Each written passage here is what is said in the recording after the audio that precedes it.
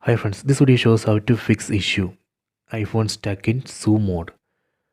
Please don't forget to subscribe this channel. Please like and share the video.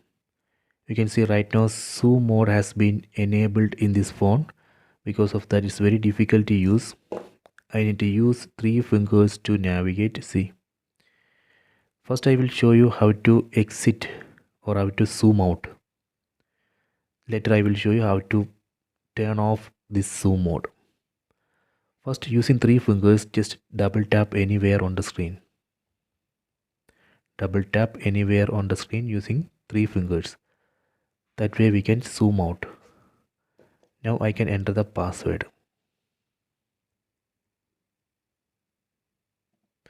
Let me enter the password. Now I am in. Next I will show you how to turn off or disable zoom mode. Go to settings, tap on the settings app icon. Go down, go to accessibility. Select zoom. Here we can turn off zoom. Tap here. Done. So now I have permanently disabled zoom mode.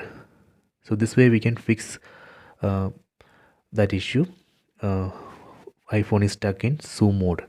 I hope you have enjoyed this video. Please subscribe this channel. Please like and share the video.